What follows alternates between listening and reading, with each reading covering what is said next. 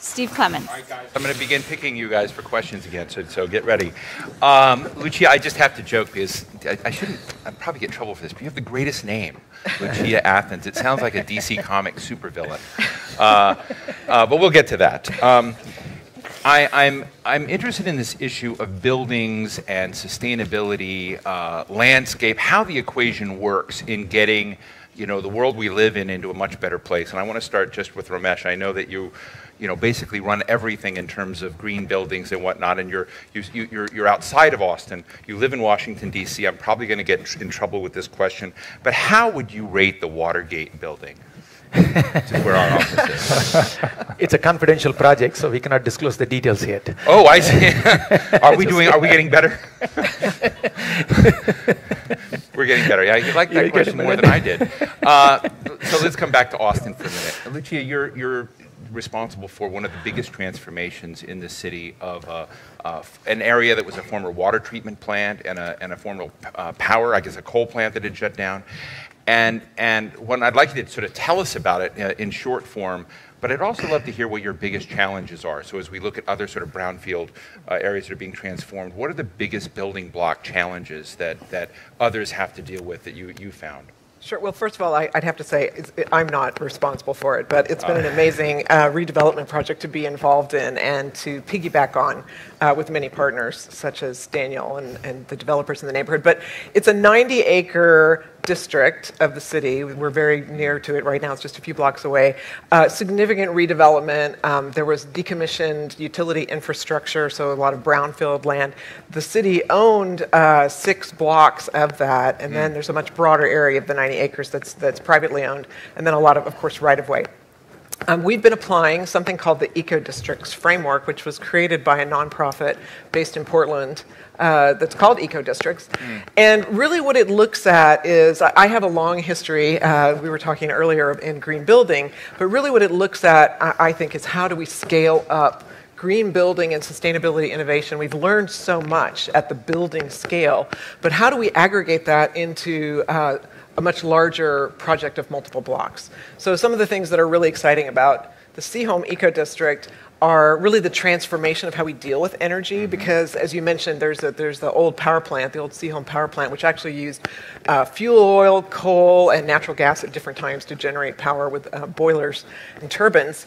And we've really transformed the whole way we think about energy in this district. We have Austin Energy's very innovative and fabulous downtown district cooling system. They make ice at night with off-peak power. We have solar. You guys were just talking about the library, rooftop solar at the library. We have solar integrated into street furnishings and kiosks. We have a lot of electric vehicle infrastructure in the neighborhood. But I would say, to answer what you were asking about the challenges, I think that the long-term trajectory of how long it's taken to realize this development, how long a lot of that property was sitting derelict, finally, as things picked up, a lot of new projects coming online and renovations and adaptive reuse of buildings such as the Seaholm power plant, it's difficult to maintain, your level of effort. And even now, one of the projects that Daniel and I are working on is it's a little puzzle piece that to some degree has been left out. So it's really the puzzle piece, the Third and Shoal project, yes, which we'll get to in a minute. Yes, but I think it's the collaboration that's required between the public and the private sectors to make these things happen. We can't just rely on our codes. We have excellent codes and excellent, energy code, and we're recreating our land development code. We have green building requirements for the downtown, but it takes more than that. And so let me ask you very quick, because you came from Seattle, right? You were in Seattle before, and I was in some fantastic building. I don't remember what it was. It was sort of a foundation building of the Earth Day folks. It just one of these completely sustainable buildings, and it was just wonderful. And you just wondered why we can't just build that everywhere. It might have been the Bullitt Foundation. Yeah, it's the Bullitt Foundation building that I enjoyed. I walked through it with Ernie Moniz, the former Secretary of Energy, and was astounded, but then also began to look at the sophistication, the cost, and realizing it was there. But money is such a big driver, and we just had Dale Ross of Georgetown up here saying that what really got them to make the commitments that they've done in Georgetown is just bottom line dollars and cents. When it comes to transforming a district like you, and I know you're the Chief Sustainability Officer of Austin, what kinds of budgets do you have, or what are the money flows you have to kind of get in place over time to make this work? Because it sounds like an enormously costly effort. Well, one of the things that I think the city of Austin is very talented at is leveraging the assets that they have. Because where we're sitting right now is part of a master development agreement project in which the city entered into a partnership with the developer, had a lot of additional requirements above and beyond what would normally be required of a development project. Right. In the Seahome Eco District, all of that real estate that they own, some of which they sold off, some of which they still own, the property where the power plant is. So there's a lot of leverage there. And then also the value capture that's yielded from the taxes that will come from the new investments and the new real estate assets to help pay off the infrastructure investments. So there are some very creative strategies that you can use there, but it continues to be, somewhat of a challenge in terms of finding all the resources that we need. It's a very high-end neighborhood, yet we still find these little pieces that don't really have a champion. We're currently involved with the Parks Department in exploring how to redevelop one of the historic components of the power plant building called the intake structures, and the city doesn't really have actually the capital dollars to do redevelopment, so we're trying to figure out how do we partner with the private sector. And just before we get to Daniel, and I don't mean to be rude, but do your colleagues in the city get how important it is what you do? And I hate to ask you this, but when you see someone, the chief sustainability officer, is that job and task taken seriously throughout the ecosystem of governance, or is it looked at as a fig leaf for trying to sort of look good? He definitely didn't tell me what the questions were going to be in advance, in case you were wondering. It is a good question, but I think that it flows from our elected officials. You heard our mayor speak. You're going to hear one of our council members after this. It really flows from our elected officials all the way through our entire community. I would say of any place that I've been, Austin has one of the most engaged citizenries who are very aware of these issues, as well as across the board, our elected officials who are at the city level who are very supportive, really know how important this is, that are really always looking for how can we push further, farther, how do we get there? I think it's definitely not a fig leaf. But it is in some cities. Well, I think that there's varying levels of commitment and funding. And so for me, one of the things that I've done in Seattle and here as well is to try to focus on, if you do have folks that are not seeing it as important as they could be, create metrics so that you can celebrate some of the good things that are already happening. Excellent. And then as soon as people feel good about that, they get a little puffed up and they want to know what else they can do. Now, Daniel, I know you're part of the building block in this eco district, that you're sort of working on pieces of this and looking at. I know you're going to show us some slides as well of what you've been working on, so perhaps they will pop up here and you can walk us through. Sure. So I think one of the really important things that Lucia maybe didn't overemphasize enough is that within the eco district, one of the jewels and unique elements is open space. And I think there's a profound tipping point within the city of Austin of revaluation of the role and importance of open space within the context of green design and sustainability and innovation. And we're very blessed to be working with Gensler Architects, Thierry and Cielo Partners on 3rd and Shoal. The 3rd and Shoal is an office tower at the intersection of Shoal Creek, the eco district, but also arguably the intersection of the eco district with downtown. Right. But primarily from a bicycle and pedestrian connectivity. So we go to the next slide. One of the key things about 3rd and Shoal, and you see indicated in the kind of the pink-red box there, is that Shoal Creek is one of 2 major urban creek waterways that run throughout downtown. Is one of the kind of the jewels of the eco district itself. You see the old power station there, pre-library photo, the real aspect here is how does the role of urban design, architecture, sustainability, landscape architecture kind of infuse the responsibility of what is the next generation of Austin as a city, what is the next generation of American cities generally, of the valuation and importance of our workplace, of the vitality of where we live, work, and play. And maybe a little biased, the responsibility falls on the fabric that is outside the building, the streets, the right-of-way, and you talk about financing. Next slide. One of the key aspects of this project is how do you often take the role of public-private partnerships? Simply put, there isn't enough money to go around. Maybe there never was. And one of the things that is unique now is that the private development sector is looking at projects like this at Third and Shoal and saying, how can we revitalize underutilized open space right-of-way to promote a greater sense of social and environmental justice? And so in this project, which is right-of-way, it looks at low-impact design. It looks at superior streetscapes. It really looks at the office workplace 2.0 in terms of how young creatives want to work outside of the office and the vitality of what a city needs to be, and how that is a very critical performance quality of the US Green Building Council, of the sustainability and model of Austin as a city that wants to be exceptional. Can I just ask you a question about that? And I know we're putting the slides.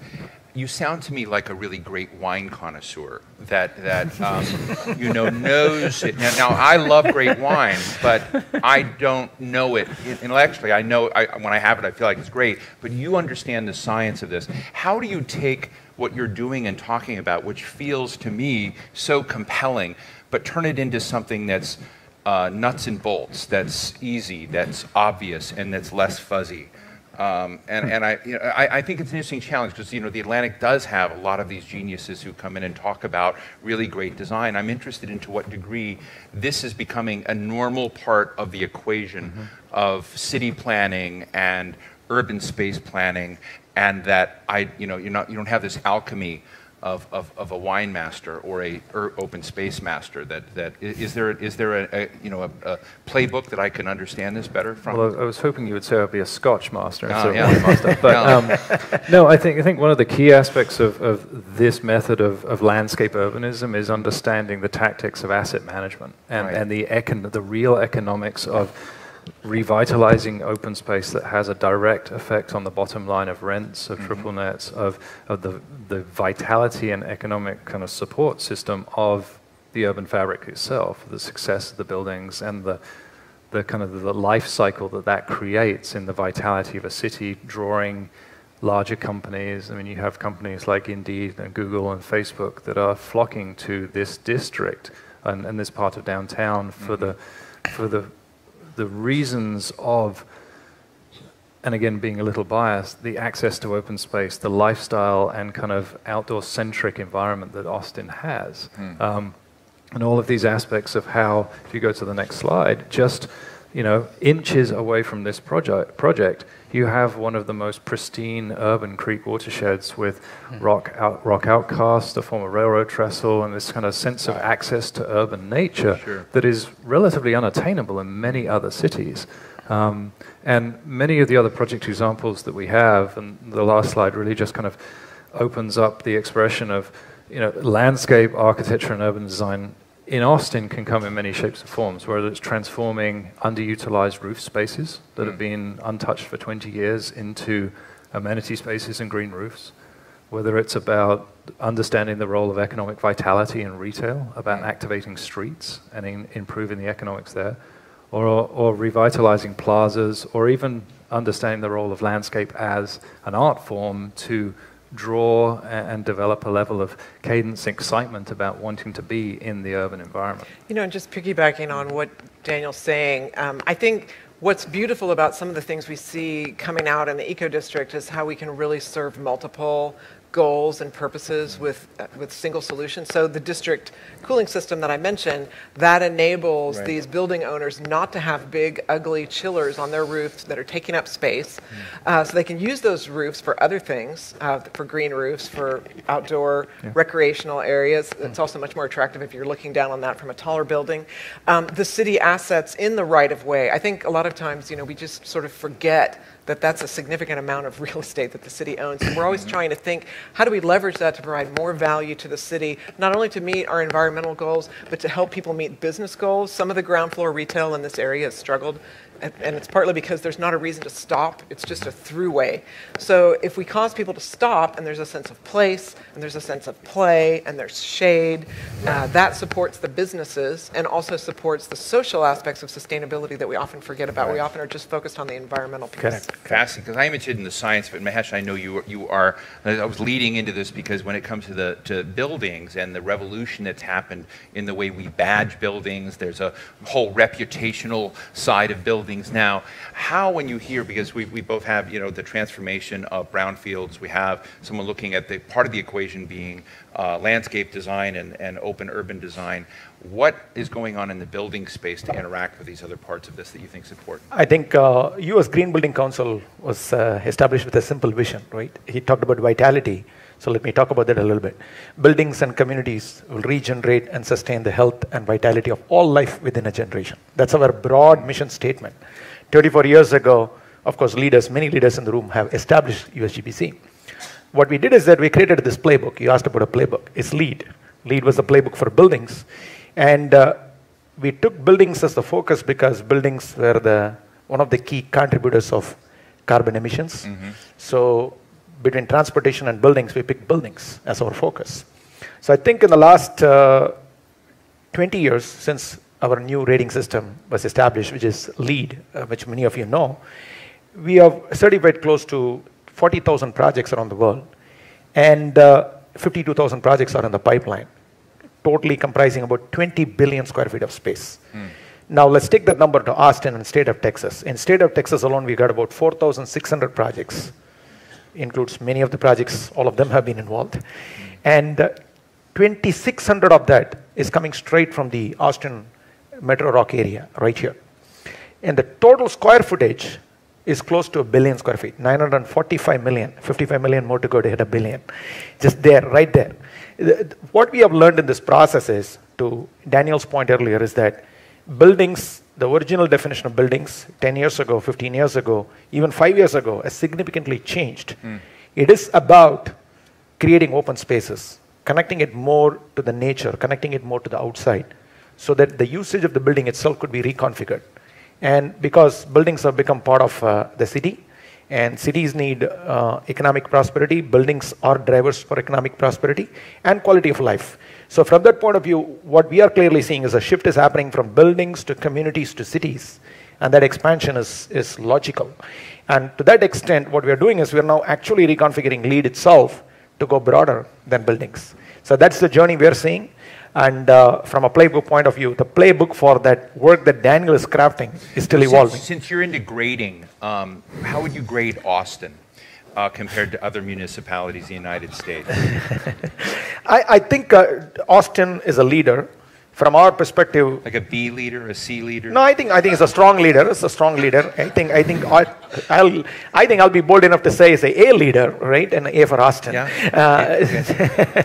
The important message here is that when you look at the city of Austin, there is this development in the heart of Austin. The city has done a good job in a public-private partnership called the Mueller Development or the Miller Development, depending on how you pronounce it. Right. It's a public-private partnership that converted a municipal brownfield airport to become a completely greenfield development, and has gone through a complete stages of planning, development, and at this point of time, operations and maintenance, right, in the big picture. When you look at that development, it's a 709-acre development. 25 years ago, this project was kicked off. It's not like it happened yesterday. That is sustained leadership, and we don't have examples of that happening around the world. Yes, cities are getting built faster, right, but 25 years of evolution, and you are going to stay with it. Both the government and the private partnership is long. Now, when you look at it a little deeper, what is happening there? You are creating mixed-use spaces. You are creating affordable communities. There is a partnership with the Austin City Energy Group, and there is a larger partnership between public and private and community. Because nobody talks about the public-private partnership being successful in the context of community, and I think community did a good job of pushing the envelope.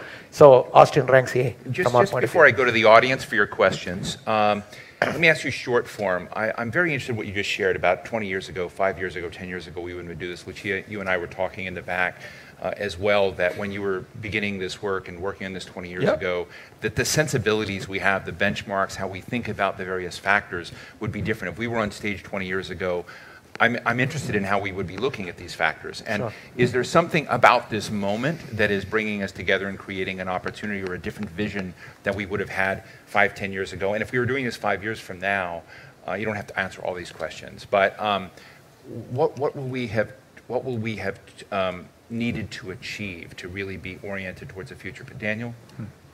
I mean, I think, again, from my perspective, and Austin has been, and to many is known as a city in a park.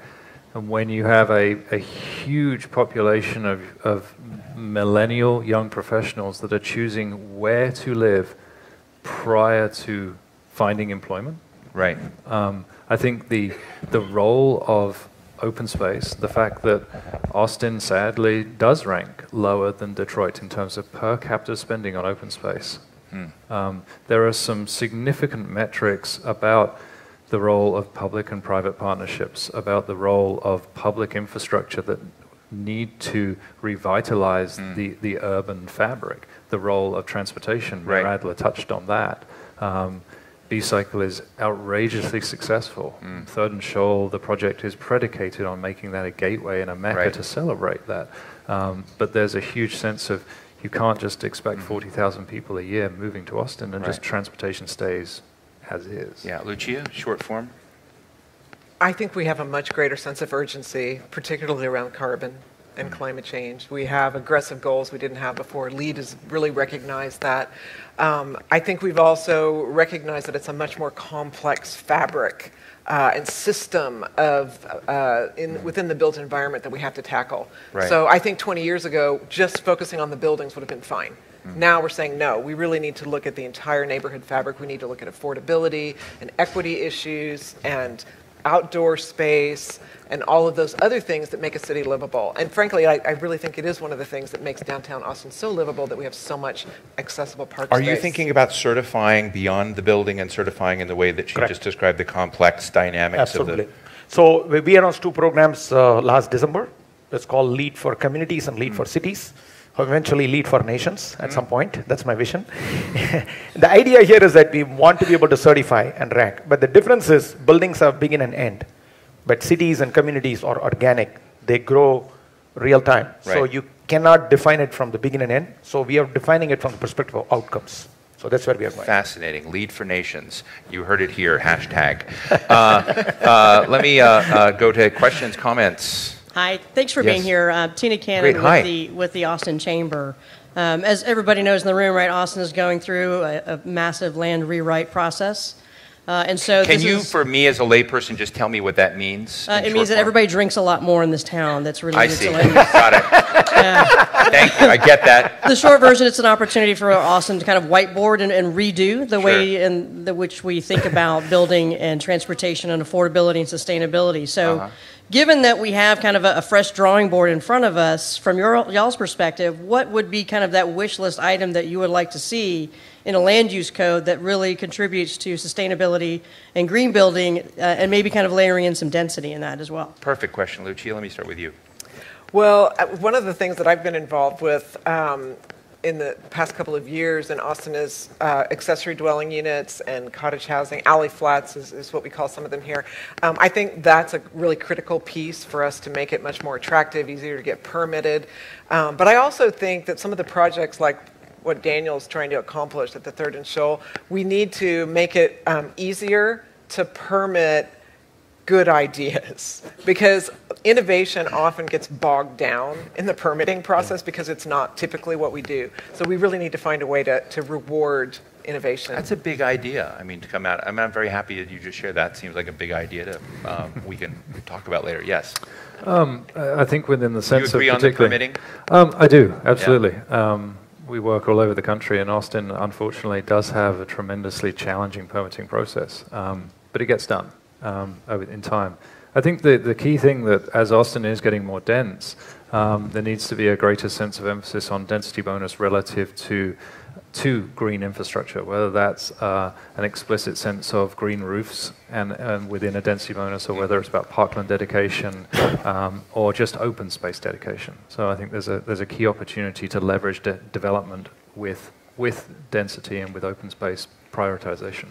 Ramesh? Oh, it's simple for us from our point of view. Walkability is important because Daniel mentioned that millennial population is coming. Maybe they're not going to drive cars. So commuter transit is very important. Open spaces are important. And importantly, quality of life, which means that health and wellness needs to be embedded in all the conversations. So land creates that opportunity to have real good connection back to the nature so that heavily we can focus on the health of the citizens. And just as we close, I'm interested in if there were to be one thing that you see another city doing out in the world anywhere that you wish Austin was able to do or isn't doing, or maybe something in Austin is doing that's world class that others should do. What is that, that magic secret sauce moment that you see excellence elsewhere that you would like to bring here? Daniel? Invest more in the public realm. Lucia? I think that other cities have gotten farther along in terms of advancing green infrastructure, green roofs, funding for urban forests and trees. Any particular city stand out that you envy? I can't think of one at the moment, although I will say that it may feel very boutique-y to this audience, but the city of Portland has a really cool program called Pollinator Pathways that's all about how we create habitat that's connected. Pollinator Pathways. Yes, it's all about how you can have habitat in the city. That's way cool. Ramesh? So I'll make it easy and put a plug for Lucia here. Washington, D.C. became the first LEED Platinum certified city in the world. Something good came out of Washington, at least in the recent past.